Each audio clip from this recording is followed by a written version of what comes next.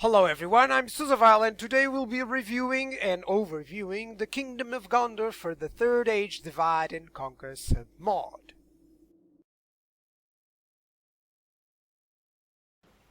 The Kingdom of Gondor starts with many settlements.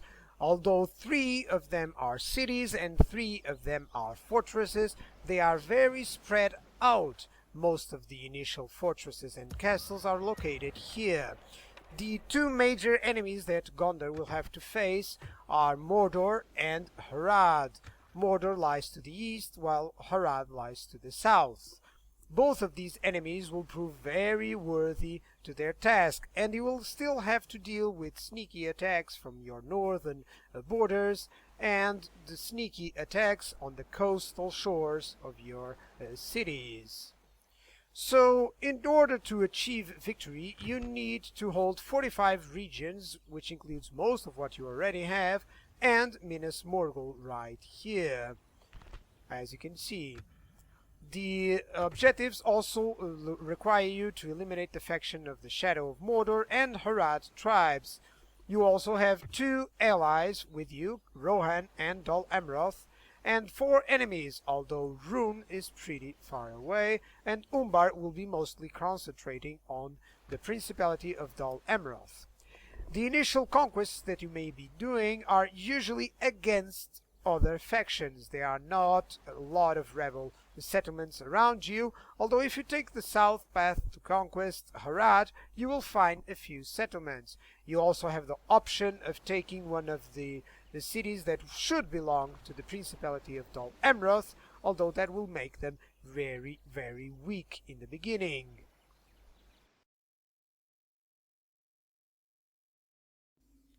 Gondor's units roster is also very good. They rely a lot on heavy infantry with good elite and very weak cavalry. Their best cavalry, Gondor cavalry, is kind of medium for other standards. As you can see, they're professional medium cavalry. Their archers are very good, however they do lack a little bit on the long-range department, just because most of their long-range archers require a specific settlement.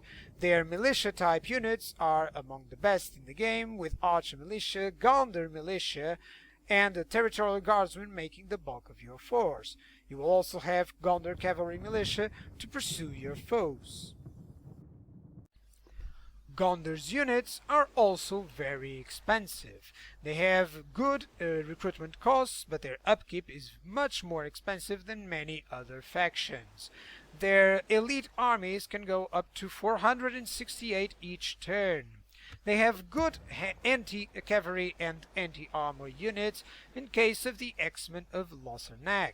They have a very good replenishment ability, simply because of the number of cities that you start. Even though it takes a few turns to replenish or to have the next available unit, you will surely have more than you can afford in your finances. The initial army will be very varied, especially because you have most all of the types of units that you need for a varied army. Consider using them wisely against Mordor and Harad. Gondor's buildings are very important. Be sure to upgrade your main military settlements such as Minas Tirith, Osgiliath and Haneth Anun. The Town Hall building requires some attention, especially because it increases the number of free upkeep units and will come in handy once you start building up your armies. Cities are also very important for Gondor armies. You require a minor city for your elite armies, so be prepared to upgrade those first. Overall, Gondor has a good ratio of city-castle buildings, especially because most of the buildings produce the same military units. That will come certainly very handy in all of your play.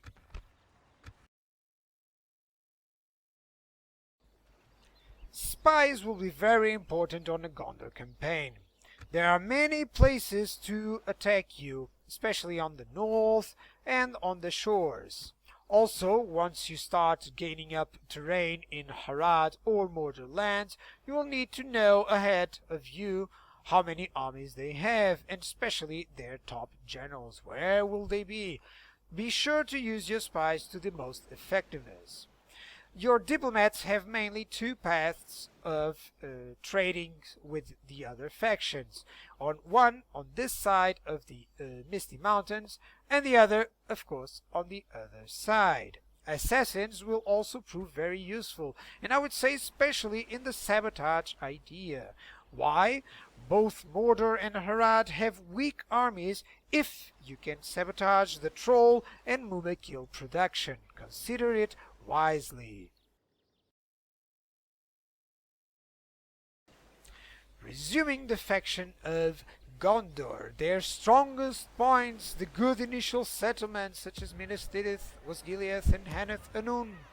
They're very good militia units that you start with. They have a pretty straightforward path to victory, as you only have to go against both the factions that are already at war with you. Their weakest points are, of course, the many spots that you need to be able to defend, their expensive units, the bad finances that you start the game with, and the fact that you lack some good easy pickings on the rebel settlements department. Their generals are good, but you will most certainly need to use them against Mordor's or Harad generals pretty early on.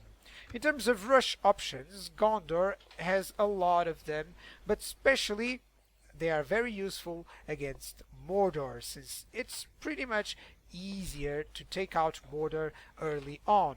Going against Harad may prove a most difficult campaign, so be sure to be advised, guys. In terms of tech options, of course, you may try to tech up, but be advised, there will be a lot of troubles on the north and on the shores, so you must consider them when trying to tech up to elite late game. I would say that the Gondor campaign has one bitter problem. They have few paths to victory. Going up north seems to be rather difficult, especially because all your enemies are at your gates. Go forth, my friends.